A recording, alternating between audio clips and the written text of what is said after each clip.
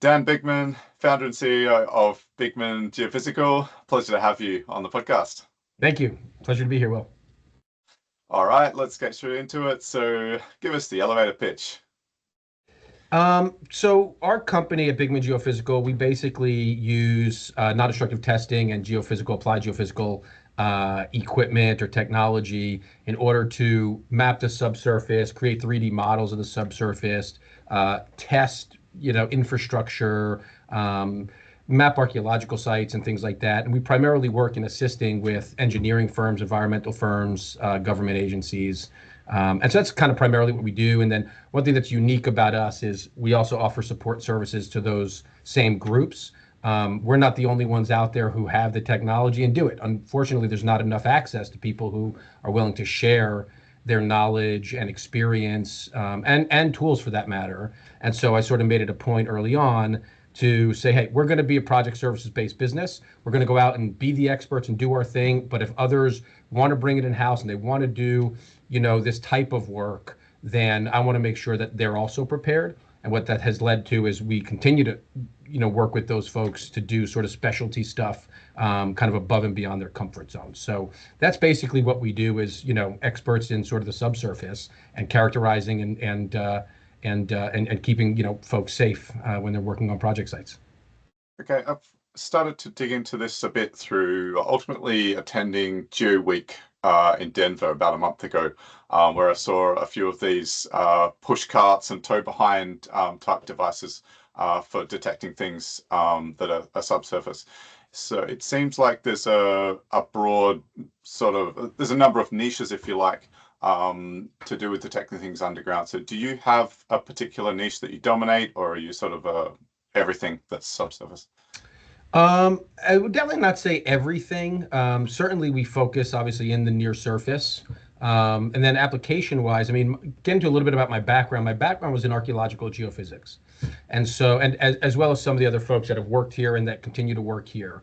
And so the background was sort of in preserving archaeological sites, identifying archaeological features so that excavation can be focused, as opposed to sort of needle in the haystack. Let's just try to dig here. I've spoken to archaeologists before who they would tell me that they could smell where the archaeology was, and it was like, where we can just use That's the a bit technology. macabre. Yeah. Olfactory senses, and so it's a different kind of technology I don't have, but that's where it started, right? And so it was basically being able to continue to extract information from archaeological sites and historic sites without continuing to damage them. And so my graduate research was on a very sensitive Native American site in central Georgia, and everybody kind of wanted to know a lot about it. It had a ton of excavation done in the 1930s and early 40s, and then none of the artifacts were really ever looked at. It wasn't until like 20, 30 years later that samples of it started to get looked at, and so it was a huge site, really important, but a lot of the work that was conducted just was never sort of followed through on. And so everybody wanted to know more about the site, but they didn't want to give me permissions to excavate because tons of excavations had already occurred. And so what I basically did was look at some of those collections and then contextualize those ceramic collections, artifact collections, with this broad-based geophysics. So it's, here's a bunch of anomalies. It's really, saturated. Maybe it's where a lot of folks lived or worked or used. And here's sort of the artifacts coming out of that specific spot, right? And so that's how it kind of, came along. When I started the company back in 2015, it started basically in archaeology, historic preservation, and forensics, which is kind of like that, focus of archaeological geophysics. But as it grew, I started to expand into civil and structural engineering. It was a natural fit. And the way I sort of looked at it, and I think what allowed me to sort of, leap into that piece, was finding underground infrastructure now is archaeology, right? I'm finding what people have put in the ground and that still remains. Buried artifacts, yeah.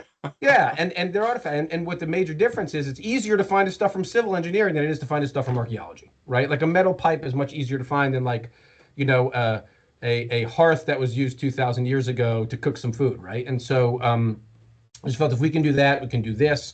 And during grad school and then beyond, I had continued to participate in sort of the engineering and environmental geophysics community.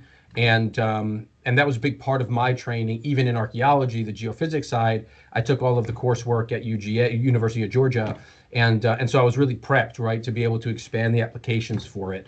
And so now we do a ton of civil and structural engineering work as well. We're not engineers, but again, we work a lot with engineering firms, so we can sort of do what we do best, which is characterize the subsurface, find sinkholes and characterize them, find underground utilities or other infrastructure, identify sort of older foundations, characterize pavement layers and things like that, and then sort of hand those data over to engineers who can then design right off it, or hand it over to general contractors, and then they can excavate without damaging the underground infrastructure.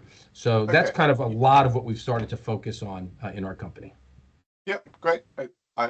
A general comment. I love the investigative side of this. It sounds like, there's a lot of interrogation. Sounds interesting. All right. You've started to talk about customers, so I think that's a good segue into the next one, which is how you work backward from these customers' needs. Mm-hmm. Yeah, and so graduate school in archaeology does not prepare somebody right for the marketplace. And so sort of some of this stuff you have to learn on your own. I mean, I had some positions earlier that we can, talk about in a bit, but one of the things I tried to do was, and it wasn't initially, right? Sort of initially, I get out of a teaching position at Georgia State University where I taught for 2 years on a 2-year teaching contract. And it was like, rah, rah, I'm going to do archaeological geophysics. And then you get out there and you start to learn, well, the marketplace sort of wants what it wants. And they don't care if you want to do archaeological geophysics or not, right? And continue to work in archaeological sites. And so there obviously is plenty of that. But what I had found was that kind of identifying customers and working backwards, I started to go through the pathway of, well, who needs archaeologists, right? Cultural resource management is the private sector for archaeology, and then geophysics is just like a subsector, within there. And kind of it's becoming more and more popular over the last, 10 or 15 or 20 years as sort of part of those early phases. So I'm going out to engineers and kind of asking, do you need this stuff for archaeology? And a lot of them are like, we own equipment because we use it to find utilities, and we own the equipment because we use it to test concrete, right, and find reinforcement so when we drill we don't damage it. We own this stuff, or we work with subcontractors who do this other stuff. Once in a while we will get a request to do a cemetery before we bulldoze somewhere, right? You know what I mean? Because it comes up and we want to protect the cemetery. And so that stuff trickles in. They go, but what about this other stuff? And so I had to sort of make this shift from academic, number one, and number two, kind of what I was interested in, I guess is what I'll say at the time, to these folks have a real need. There's not enough people supporting them that they feel comfortable with. And for the people who have the equipment, a lot of times it was like, yeah, we purchased it. One guy knew how to use it. He went to a different firm. It's been sitting in a closet. And so I started to offer some additional services. For example, like, deep dive technical workshops. So folks are like, look, we can use you on complex stuff, but I want to be able to find the utility. It's one utility. I'm about to dig right there. I just want to not hit it, right? And so can you teach me how to use the equipment that's still now sitting in the closet? And so we started to add services like technical workshops. So I sort of, it was almost like this top down that I realized quickly, got humbled very quickly that kind of needed to use bottom up and start to listen to them and sort of work backwards. And so although I wanted to do all this, archaeology and all this geophysics, and we still get to do plenty, which is great, but it came back that, hey, there's actually a really big market with not enough people servicing the private sector side of it. That needs all this civil and structural work. And second is some of these folks want to bring it in-house and do the basic stuff themselves and then partner with somebody to do the more complicated stuff that's beyond their comfort zone. And so I kind of, gotten to the point of, well, just listen to folks, right? Listen to them. They'll tell you what they want. They'll tell you what their needs are. They'll tell you where the gaps are in their workflow. And then you can sort of come in and fill those gaps.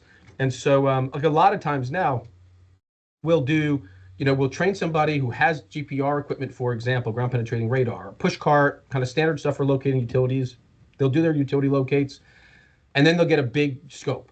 And they say, well, can I do it with this, tool that I already have? And we'll say, sure, but you're going to be out there pushing it for 35 days, right? Or you can partner with us because we have a vehicle mounted system. We can drive down the road at 15 or 20 miles an hour and we'll cover it in 2 days, right? And so we're able to sort of allow them to do their day to day, but also allow them to capture these larger scopes through a partnership, right, with us for the stuff that kind of drives us, which is the logistically difficult, more complicated, larger scale type of things. Because of a lot of our academic background, that's sort of where we ended up, fitting in. Yeah, yeah. And I want to say I really love that practical story of entrepreneurship. That what was the picture you painted in my mind is all these sort of mothballed but expensive equipment that, as you said, companies have lost the stuff and you had to run it, and you suddenly discovered there's a market for training and bringing back the capacity to run these machines in these companies. Yeah, I really appreciated that. Yeah, story thank you. of Yeah. entrepreneurship there. Okay, so. I presume, given that you're the owner, you have significant skin in the game, but do you have a practice in running the business of ensuring other staff have skin in the game as well? Well, I mean, as far as it goes, you can define sort of skin in the game a lot of different ways, right? So, as far as skin in the game, there certainly are folks here who part of their compensation package, includes percentages on sort of the work that they do, right? And Yeah, so, as it currently continues to stand, I'm the only, shareholder of the company, but 100% owner. But I do again, it's all a learning process. And so I've had to sort of figure out some of these things along the way, which is how do you continue to um, keep people engaged, and how can you do that beyond just sales folks, right? I mean, it's somewhat easy in the sense with a salesperson because it's sort of a one-to-one, right? It's like, well, you sell and you get paid extra, right? And the more you sell, the more you get paid. And it's a little bit more difficult when somebody's sort of like a senior project manager, right? And trying to figure out some of those KPIs, like what are is efficiency, right? Is project turnaround one that we're going to look at, right? Is scale of projects, is not having a need to redeploy when we've designed it for a single deployment, right? You know what I mean? Like, what are the right. things that drive how critical it is, and then can we pay them, percentage on either their work, or if they're senior, on their department sort of work. And those are the things I've tried to architect as best as I can. It does get tough sometimes because we still are, a small business, and while we have consistency, it's not always, and so we've had obviously growth over time, but trying to predict what that growth will be is very difficult on a small business. Yeah, We don't have sort of all the insights that a large business who's processing millions of transactions a day can see trends, you know what I yeah, mean? Like before they happen, and if they're good about it, warn shareholders. But but from our standpoint, when you're a group of, I guess we're like 10 now, 10 to 12, it kind of, obviously fluctuates sometimes depending on the people. But I think we're at 10 right now. It's sometimes hard to sort of figure out, right, what that next step is and how do you compensate people in a way that kind of gives them that skin in the game for their participation, and so kind of creating some of that upside availability. I still work on it, year after yeah, year, yeah, but that's the way I've tried to approach it at this point. yeah. Um, Sure. It's yeah, I always mean, from interesting to hear how personal different experiences, right? Or in discussing this with other people who've been in similar situations, what I have found from their experiences, I guess, right? I try to learn from other people too, and as they're still really small, giving up equity, for example, in a small business, can get very tricky because since it is a small business and somebody certainly can up and leave, they can have a disagreement with you in 6 months from now, and all of a sudden they own just like a weird 3% of your company. Now do you have to buy that back, and how does that all look? And while I'd love to be able to continue to figure out ways to keep folks engaged and keep them with, some piece of the upside, there's been a lot of small equity horror stories, you know what I mean, for folks when you're at the size that we're at. And, yeah, maybe if we got to 50 people or something like that, then I would maybe consider something like, employee like, stock participation plan or something like that. But I've yeah. sort of I actually turned love the away critical from it till thinking. this point. Yeah, Yeah. because usually the assumption is with this question that it's a good thing that everyone has skin in the game. But it's great, similar to your example of entrepreneurship before, and what happens when you work backwards from customer needs. Yeah. You're providing examples from practical experience here, and listening to other small business owners of actually some of the pitfalls of something that's commonly thought of as good. So yeah, it's Yeah, good to yeah. have Well, some and critical think thinking about it about from it. the other way, right? Just kind of thinking out loud is it could be a disservice to an employee to hold a very small piece of a business because now all of a sudden they're feeling compelled to stay attached when in reality the best thing for them, even though they hold 0.5% of the company, or 1% or 1.5%, the best thing for them might be to leave and go somewhere else and take Sure. a pay increase, of 20%, right? Yeah. And now, they're sort of, driving towards doing what's not as good for them and their family because they have a small stake, and the awkwardness of, well, now that you gave it to me, I'm out.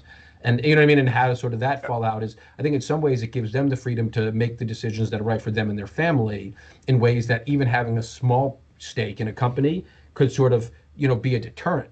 And so I think that gets tough. I mean, the other piece is that, you can give up a small equity stake, but when you do start the company, we just had our 10-year anniversary here. And and you've gone through everything, whether it's getting the working capital, whether it's, you know, uh, putting your name, and guarantee to the leases for a piece of equipment that fits on the back of a van, right? And it's all on you. And to all of a sudden be like, hey, if you want to participate, like how much of this other piece are you participating in? You know what I mean? And so I think that there's some pieces there that folks struggle to see from the outside in, Yeah. all the stuff that the owner does have to deal with. And on the flip side is, hey, as you become even a small owner, like your options somewhat get decreased because you have sort of legal obligation in some ways, you know what I mean? Or, moral, ethical, whatever it is, Yeah. to see it through. No, And, I love this insight. And that's what these conversations are about on this podcast, is to get this, close to the ground, practical insight. So yeah, thanks, Dan, about that. yep. Okay, so I guess summarizing, where we've gotten to in beginning to characterize the business. How fast and sticky is growth? There must have been some, given you've been around for 10 years and you just, I think yesterday, Yeah. celebrated your 10-year anniversary. Yeah. Yeah.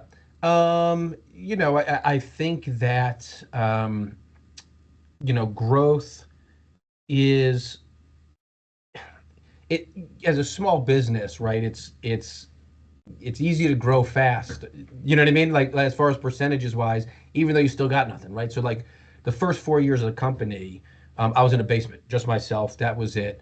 And like a 50 or 100 or 150% growth in those first few years, like was not abnormal, right? Because I just You didn't went do from all that making much. 5 grand to 10 grand Yeah, to what 20 I mean, grand. look at that. Like 200% 100%. growth. Yeah, how come these other companies can't do that? So but I think that we've done a decent job of reasonably sustaining growth year over year. And part of the things we try to do is, I think we try to attack it from two sides. Number one is we try to figure out each year, like, what are we doing that's not helping and get rid of it, right? It's a little bit of like a zero sum thinking where it's like, if you started again today, would you get into this? And if the answer is no, then just cut it right now, because then you can continue to focus on the things that really are doing you the biggest service. And so second is then try to figure out, well, with these new things that we're focusing on, what are the new initiatives, right? What's sort of the positioning of the company? What are the biggest things that have helped us in the last year or two? Who are the client profiles, right, that really are most meaningful? And it's hard sometimes to stay focused. And it's like, well, but these folks over here are willing to give us money, and but they're outside of kind of the core sector. I mean, perfect example is we work, like I said, a ton with engineering firms. It's probably 70% of the business that we do, and then the other 30% is made up of like government agencies and construction contractors and some universities and things like that, environmental firms and such. But we do work with utility companies, and we're trying to figure it out. But in reality, a lot of what they're doing, so we do train them from time to time. Sometimes we'll sell or rent equipment from time to time. We actually do a lot of servicing of their equipment, which is like the one thing that makes sense that they don't have access to. And Okay. they a lot. It's all through the 811 system, right? So when they're going to protect their assets, This it's is the going to be dial through. before you dig system. It's a dial before you dig system. Yeah, yeah, yeah, yeah, yeah. I mean, which is, in Australia, it's great, right? I mean, they have it Yeah. really down pat, and they're starting to bring over some of the ideas from over there. Um, to the U.S. And so, but that 811 dial before you dig system, is what sort of, services utility space. But we kind of got off track at one point, and we said, hey, there's a huge, it's a big market, right? And we weren't going to do contract locating, but we felt like there was this, opportunity, which there still may be, in this other place. And we started to sort of go after it, go into the events, right? Picking up booths, talking to folks, knocking on some doors, getting in front of people, and so forth. And we started to realize, like, yes, it's a big market, but it's okay that it's not our market, because the market that we're in, we have such a small piece of this market we're already in that we have service market fit, right, or product market fit.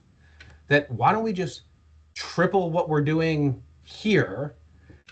Take the business if it comes in, right, from the utility company or the small municipality that has like an internal damage prevention department, but trying to figure out, okay, who did we engage last year or the last 2 years that we probably shouldn't have, right? And let's just refocus that time on these other areas, these other vertical sectors, whatever you want to call it, where we've had the most benefit, right? And so that I think has been helpful also for us to continue to grow. So, for the 10 years we've grown top line basically every year except for one, but we gross profit has grown every year. And as a small business, the bottom line depends on the year. So Right. it's just it just sort of depends. But those are the things that I think we've done, and it could be vendors that look, we just, instead of selling product or offering product from 13 different vendors, we cut it down to like 3, and it's been better than ever. And so as opposed to being, hey, here's this smorgasbord of stuff, right? Here's this whole palette of stuff that we offer because of this and that. It's like, hey, if you don't like what we have, it's fine. I'll give you the name to the other guy, because there are other people in the industry who we like and appreciate and trust and value and think offer good product and good service. But here's what we use. Here's what we send our crew out with. If you want to work with us on this, this is what we provide.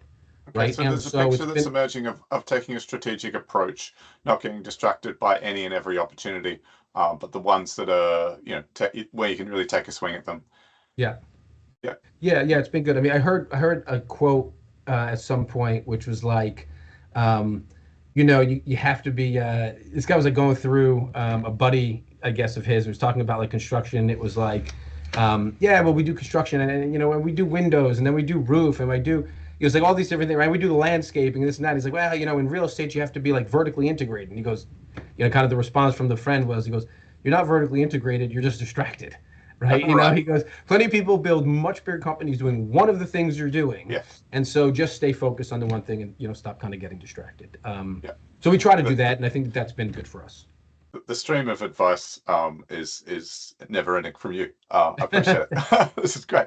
Well, look, okay. I've been beat up a lot. I've been punched a lot of times, Yeah. And we're here to so I'm happy shamelessly to benefit from those meetings.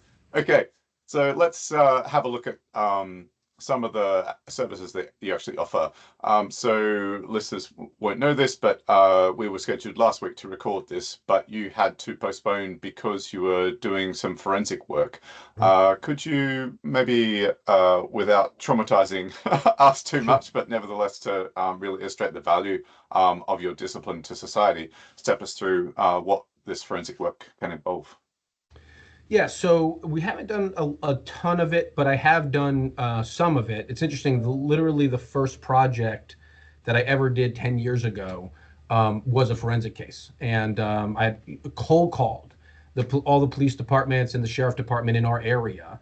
And somebody was like, we're actually doing a search next week. Like, what's your rates? And I didn't even have rates yet. I kind of just threw it out or whatever. But I was like, hey, sitting in my kitchen at the time, just looked up on Google, like, what are the investigators or whatever in the area, just started dialing, and I got, somebody who happened to, I lucked out. And so I did one then, but this past, so we've done some over time. A lot of them are typically cold cases, they've been a couple years or more. In this particular one that we had to postpone for, it was an extremely unfortunate case, maybe one of the worst, just because the nature of the victim. Excuse me. And so on some of the other ones, it's an adult killing an adult, which is terrible, but and then burying a body or trying to hide it or something like that for various reasons. But in this case, it was it was suspected for a murder of an infant, and the suspect was already incarcerated, and for child abuse and various other things, which I won't get into too much detail because it is pretty traumatic. But it came out from some of the other children that there may have been an infant murder, and this was like 4 years ago. And so it's a real struggle, right? Trying to sort of figure that out. It's hard enough with an adult body, right? Who knows what happened. But basically, we were contacted by the sheriff's department in that particular county, and we worked alongside a dog handler with human remains detection dogs, which is something that typically we'll do in these situations. We've actually had so much success in the past on these situations. We brought them into using them on historic sites like historic battlefields and things like that. Wow. Just really interesting, where we had this one battlefield where it was like 80 acres and it was all wooden. They said, hey, can you come in and do GPR? And we were like, you might want to run a couple of dogs across 80 acres first, and then we'll work in that section that they alert to, right? Where there might be soldiers. So similar thing here. The dogs, walk the property. There wasn't a strong alert initially, but there was a general area of interest, which was behind a shed that used to be there, that's no longer there. It was ripped down by whoever's buying the property, I guess, and looking to redo the whole thing. And so they kind of worked this whole area and were sniffing around. It didn't give what they call like a final alert, which is where usually the dog will sit where the human remains scent is its strongest.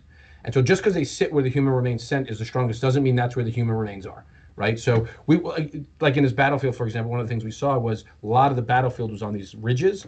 And so it was kind of like, going into this gully, and the GPR response would be like 10 or 20 feet down from, up from where the dog alerted, because the dog is alerting to the scent, and the scent has traveled over the last 200 years. Right. And so it's migrating through the subsurface. And so in this case, they basically walked around this whole area, didn't do a full alert, but clearly had an interest. And so we basically did a really systematic, very tightly spaced grid because of the nature of the target's potential size. Unfortunately, it was in an area that had a bunch of big trees with a bunch of big roots. And so we did it by doing it systematically and like recreating somewhat in 3D on the spot. We were able to reject some of the responses as probable roots. Right, because like they're longer, or kind of they wave and do this kind of thing, and we were able to identify in this kind of decently sized area 7 locations that would be better to investigate. We kind of ranked them and said, well, these 2 had the highest probability of being of interest, and these 2 sort of were like moderate, and then these 3 I think are probably roots or a rock or something like that, but aren't linear like you'd expect for a root.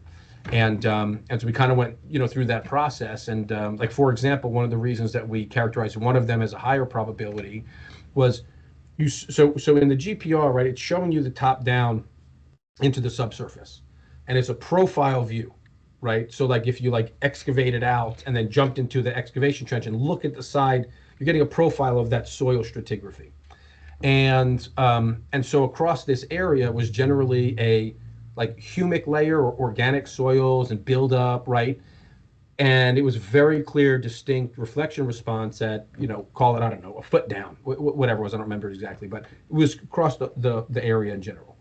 There was one area that had a very clear break in that structure, and it's sort of indicative, right, of a potential excavation out, maybe for a small grave, right, of an infant. Wow. Or it could have been for a garbage pit. I mean, you don't know, right? Or it could have been somebody who owned it before them. Who knows, right? But we're looking for characteristics that were consistent with our expectations, for an excavated pit. Yeah. And so that was one. And then the other one that we identified as a higher probability for them to go was a much larger. So it's far larger than an infant grave. It was like a 6 foot by 6 foot, even 7 by 6 foot area. And so again, it was just totally different. And you know, it could have been a garbage pit that they were just throwing their junk in for 10 years, 15 years, 5 years, whatever it is.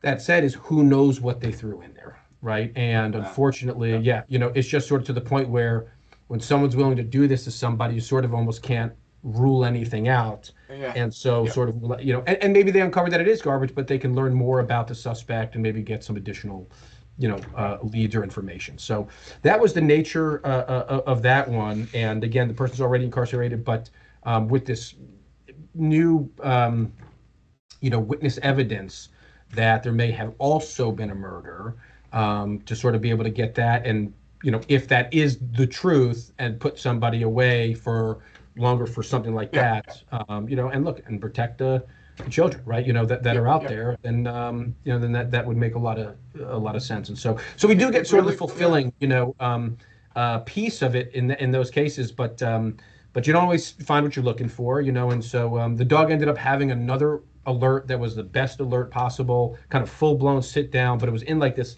we don't know if it was a fire pit or some other kind of pit, but right in there. It was kind of in the woods. We tried to address it with GPR, very difficult to do it.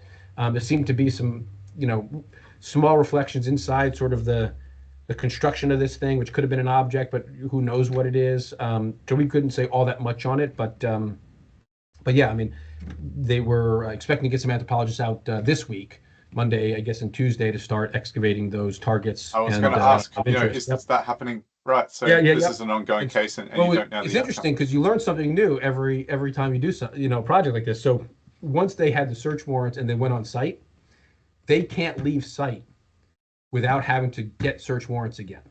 So they've kept a police officer there overnight for like 5-6 days or whatever it is. And so, you know, because the anthropologist couldn't come to start the excavations for like a couple of days. And so we ended up going back because the background of myself and one of my colleagues here, Dr. Sean, both have archaeological backgrounds. So we spoke to the anthropologists and we basically were like, look, if you need us to do the probing to try to start getting at some of these things and, you know, removing some of these targets as unlikely, you know, we did that. So we went the next day and probed some of them, and at least 3 of them seemed like they were rocks or roots, you know, and so that's why those were like the extra low probability ones, but, you know, facilitated the process. And yeah, and so again, rewarding, but also, you know, it's sticky, you know, sometimes, and scary. And but, you know, I mean, if we can offer like our expertise for something like this, then it's great. Yeah, I wanted to say I'm really glad that you're willing to talk about that, because it really does illustrate what your discipline can do for society. And I think it's a really nice contrast for how people often might perceive, you know, geophysical work to be, which is the spray paint or spray can markings on the footpath, doing utility locating. But it's the full gamut. It is also, you know, basically a CSI, police investigation type stuff. So yeah, I'm glad to have that example. So the term or acronym GPR has come up a lot. In my visit to your office last week, actually the term multi-channel GPR was mentioned. So could you tell the audience what that means and what you can do with it? Sure. So multi-channel GPR is just like a bunch of GPR inside one box, right? So GPR usually has a single transmitter. Ground penetrating radar. Ground penetrating radar, right? Yep. And so ground penetrating radar, you know, radar stands for you know, like ranging and detection. And so it's in a sense finding where something is and how far away it is, right? So radar is also used obviously in military application. It's like, how far away is this, you know, projectile, right? And where is it and how far away is it? And so we use the same technology, but we just turn it towards the ground to try to identify where there's something and how far away it is with the radar. So ground penetrating, or geo radar, you know, some folks say for short in other parts of the world. And so so it basically consists of a transmitting and receiving antenna. The antenna creates a radio wave, just like the ones that are coming into your, you know, car, so you can listen to music or talk radio or whatever you listen to in, you know, in the morning on the way. And then it's the same signal. And so it basically oscillates an electric charge on a piece of metal, which is the antenna, that creates a radio wave. That radio wave travels through the subsurface, and then any discontinuity, any change in material, physical properties of the materials, some of that energy will reflect off of that change and get recorded back at the service by the receiving antenna. And so that's how we identify where there's a utility, right? It's like, well, we're both in Georgia now, but so Georgia has high, at least in the up in North Georgia where we are, has high clay content. And so if you have a water line embedded in clay, right, that water and the clay are going to be contrastive of each other, right? Or if you have a steel pipe of anything embedded in clay or sand or whatever, that's a contrast. And so some of that radio wave will reflect off of that contrast and make its way back to the receiving antenna and get recorded that, oh, there's something, there's how far away it is. So the biggest benefit of GPR is it works on contrast, not composition. And so you can theoretically identify anything underground as long as there's sufficient enough contrast, and it's large enough based on the antenna you're using and so forth. The problem with GPR is it works on contrast, not composition. So it's hard to say, oh, that's a water pipe. Oh, that is a metal pipe. Oh, that's a PVC gas line, right? So it's harder to make these distinctions, but easier to find more stuff, right? That's basically sort of the benefits and drawbacks of radar. So radar's been used for a really long time in this sort of what we call single channel mode, where usually it's on like a baby stroller looking push cart. And you're pushing it, like you say, on a pathway, and you're marking where the utilities or other infrastructure is, or at a cemetery and marking where there are unmarked burials, or at an archaeological site, whatever. And that's sort of what we've had for a long time. Multi-channel basically takes, 20 or 30 or more of those antenna sets and puts them in one box, spread out across 3, 4, 5, 6 feet, 8 feet, 11 feet, depending on the system, and runs them all at one time. So you can cover a couple main benefits here. Number one, you can cover more space in a given swath, because instead of me pushing the cart once, I'm pushing it and I'm getting 30, lines of data at the same time, streams of data. So second is it allows you to cover space, area faster, because if I go there once and then I come back and I go back and I go back, and it's half of the half a meter, let's say, it's only about 2 meters, right? But I had to do it 4 times. Where if I have a system that's 2 meters wide, I push it once and I've covered it, right? So it kind of reduces your time. And then another third benefit is the density of antenna in there, could be like 4 centimeters or 4 inches apart, whatever, is gives you enough resolution to basically map in 3D in real time. So that's a huge benefit when you have a complicated subsurface and you have pipes and cables going in all sorts of different directions, and they're oriented, in different directions, and they're different sizes and different depths. And so using a multi-channel system allows you to do more rapid 3-dimensional imagery than a standard kind of typical pushcart system. So, we find that we get kind of better pound for pound value in a lot of situations where you can do it with a single channel, but by having multi-channel, we're able to cover the area faster and better resolution and create, deliverables at a faster rate. So yeah. It's just kind of, and then another benefit is a safety thing where instead of being the footpath, okay, but if in the middle of the street trying to locate a utility and paint mark on the ground, you got to be aware of cars and idiots on their phone, and you know what I mean, and all this stuff. And so by being able to potentially strap a system that has a lot of antenna that's integrated with a GPS and run it down the road at 10 or 15 or 20 miles an hour, increases the safety of the field technician. So that's another big less benefit. Risk. Yeah, and so we sort of have seen a big push into this. And certainly it's something that we've made big investments into. And a big part of that was, this is the kind of thing that a lot of folks see, hey, I only have 1 or 2 or 3 projects a year that need that require it. I can still do these other, while it's a nice to have on smaller projects, I can do it with my single channel, old, I don't want to say old school, but, kind of traditional pushcart system. But the 2 or 3 times a year, it's worth them to retain the business and partner with us. And so that's where we've been able to sort of fit in with a lot of these companies that even have in-house departments. And then they don't have to maintain, it's much more expensive equipment. They don't have to maintain it. You break it, it's a difference between breaking 2 different kinds of cars, right? You know what I mean? A plastic toy piano and a grand piano. Yeah, that's right. You break the grand piano, there's a whole lot more that that it costs to pay to fix. And so, so maintaining the equipment, maintaining a whole different set of software package, and then understanding how to process large data sets like that is a whole nother thing. And so, folks don't want to do that a lot of times. And sometimes they will, but a lot of times it's like, hey, for the number of projects that we're required to use this on, we'd rather partner, and you guys pay the person, maintain the software, maintain the system, invest in it, and pay the the lease on it, and so forth. So that's multi-channel, and we've really had a lot of success across applications. I mean, a lot obviously in utility, but we've done now some very large scale cemeteries. I mean, we had one cemetery in Kentucky where I guess we did about 9 acres and identified like 4,000 or 5,000 unmarked burials, and covering it, it took like a fraction of the time that it would have taken us. And so it's been a really useful thing. And it helps drive down prices in situations like that, right? Where that was like a nonprofit. And so, they have to solicit money to get this thing covered, and we still have to charge them for it.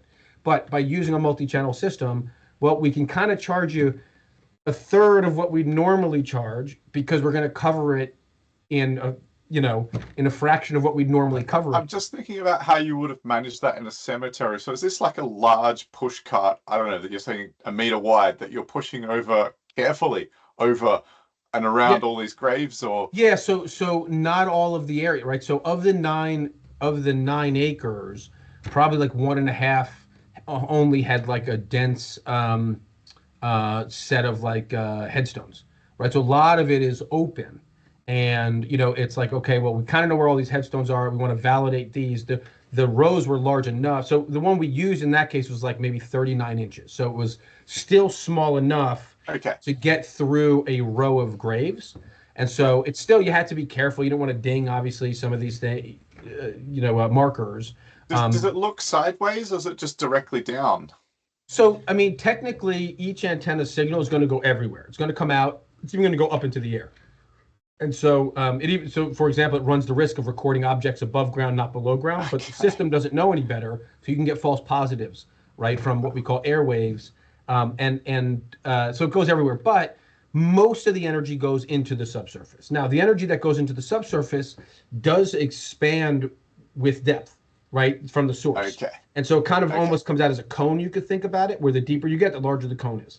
But the GPR records it all as if it's directly under the GPR. So you have to sort of, make interpretations or process the data to get all that extra energy back to the point of reflection. So we call that migration, for example. And it's a function that we use in order to clean it up. And a lot of times we'll do that on the 3D modeling because you don't want to see all the distorted signal, right? And so we'll kind of do some of these techniques in order to clarify the data a little bit better and sort of, localize the responses to the target that's actually coming off of. So yeah, most of it goes down and it sort of gets recorded as if it kind of went down as a beam, but it doesn't go down as a beam. I mean, I guess I was just wondering if when you're pushing the cart along, it's somehow, because otherwise you have to push it literally over all the undulations of this old cemetery, and if there's undulations, politely sort of go sideways on the nice No, it's right, and if it goes up and down, right, I mean, it's just going to record whatever the direction is. But I think in that situation it was, at least the area with the graves was decently well manicured, and it was reasonably flat over the graves, so you didn't kind of have this deal, although we have had that before. That certainly happens. And, I usually tell people, I say, also bring a single channel regular push cart, because you're going to find when you get out there that there's this going on and you can't push it over it. Right. And so at least you have a backup. But it's been really useful across many applications for sure. Okay, fascinating. I just love the technical depth you're able to just get into at the drop of the hat here. Okay, so I'm wondering if I could switch gear in the last sort of five minutes. What I discovered in the lead up discussing or planning this episode with you is that you actually have a finance background. You said you were at Morgan Stanley via a merger. So my ears pricked up because I've been, as a hobbyist in finance and geospatial, been maintaining what I've called the Geospatial Index, which is an effort really basically just to catalog, make a massive watch list of every single geospatial company worldwide.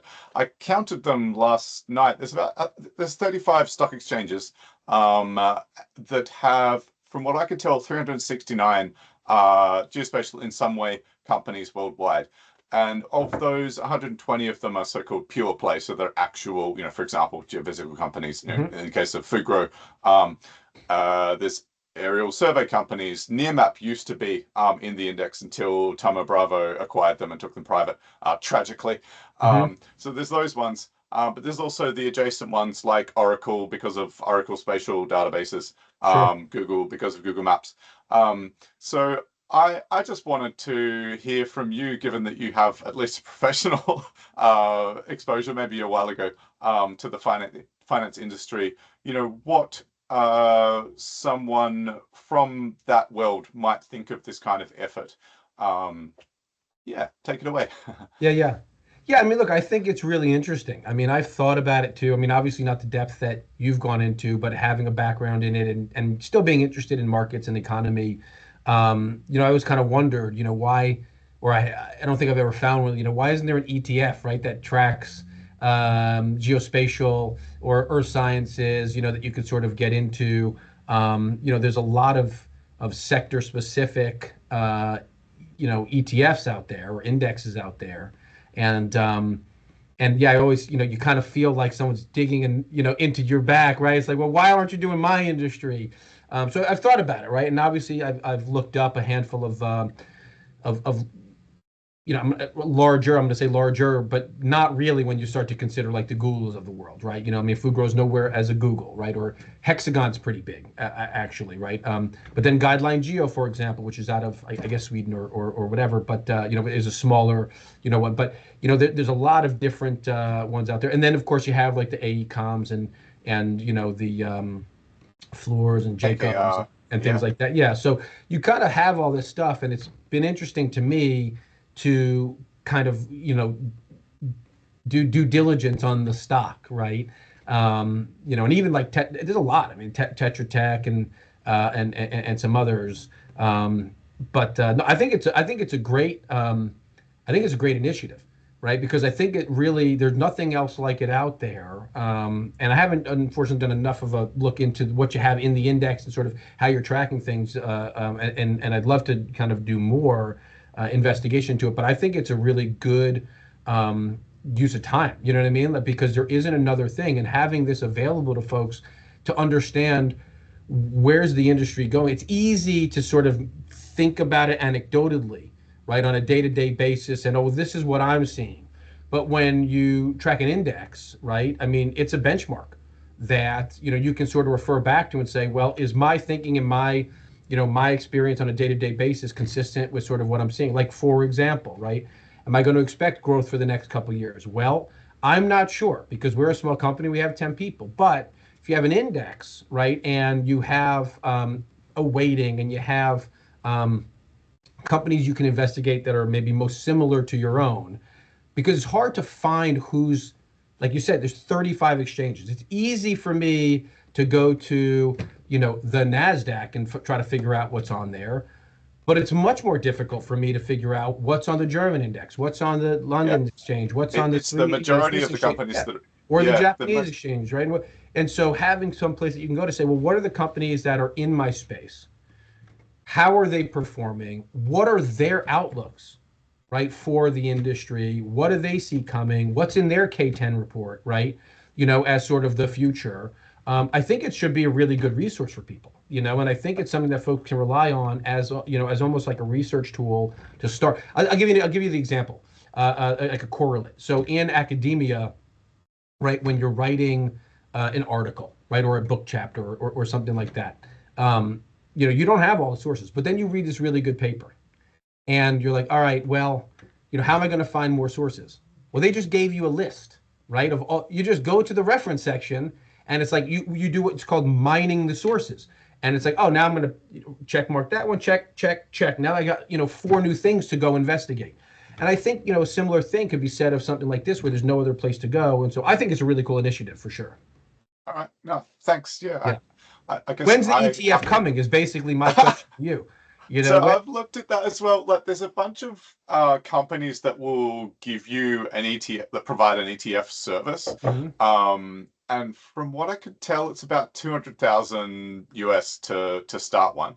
But Mhm. then there's the administrative fees because you Sure. have to employ someone. I don't know. You could presumably contract out the legal advice. But there's a whole bunch of accounting that needs to be done every year. From what I could almost see, it was up more than 100,000 in maintenance fees every Sure. year.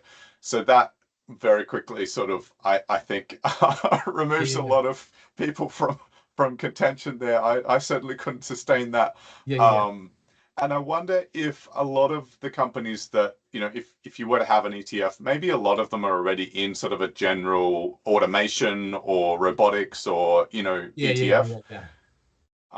But it would be really But maybe great. you have to reach out to like MSCI, right? And say, hey, I've built Yeah, this index, and I'll hand over the algorithms, the guts of it, right? What makes it into the index, and then they should pay you residual because then they go to Vanguard, right? And T. Rowe Price and TIA Cref and BlackRock and whoever, and they say, hey, we've got this really great, exciting new ETF, right? Index. We have a new index that yeah, you should yeah. build the ETF off of. And then that is the Right. Yes. geospatial index. And then you get a drip, just a little nugget every time someone kicks some of the 401k into the geospatial ETF from Vanguard or T. Rowe Price, right? It rolls back to MSCI, the index or S&P You're Global, and then it right. rolls back to Yeah. you. I mean, and then you just give me a little nugget of the nugget for giving you the pathway, and then we sit on the beach together with pina colada. I mean, All right. that sound good? Yeah. I'm down. That's a Yeah, all great way right. to That's end good. Yeah, the yeah, end yeah. the And then we'll go to, I guess, and I've never done this, but I'd like to do it. Then we go to, I guess it's Darwin. Is that in northern Australia? Right? Yeah. We go there and we go scuba diving or whatever. Off the Great Amongst Barrier the Reef. crocodiles. Yeah, for sure. Oh well, all right. But where there's no crocodiles, where there's no It crocodiles. might be on the east coast, maybe Cairns. Yeah, in terms It of sounds Australia. Yeah, Port yeah. Douglas. Yeah. Brisbane was really nice too. I like Brisbane. Gold Brisbane's Coast was nice. Yeah. Yes, When, yes, when I yes. I went used there. to live and work in Brisbane, and yeah, the Gold Coast was 40 minutes to the south. That's Yeah. another one. Yeah, yeah. That's Yep. the like That was my like first trip. Miami. My Yeah, first trip to right. Australia. Yeah, yeah, Oh, cool. was the Gold Coast and Oh, Brisbane nice. area. Yeah, and Oh, and then I okay, went to so Sydney for like a couple days. But yeah, Gold Coast was pretty cool. okay, well, yeah, Dan, in all respects, hugely useful conversation. I really appreciated just the practical examples of being an entrepreneur, listening to customer needs, standing up a product in response to that. I really loved your story of how you've grown the business. You said from a basement, literally taking your first call in the kitchen, and then you're still going. You've celebrated your 10-year anniversary yesterday. You're an inspiration to everyone. Thank you, Dan. Thank you. I really appreciate it. It's been a lot of fun, and I'm glad that we were able to connect.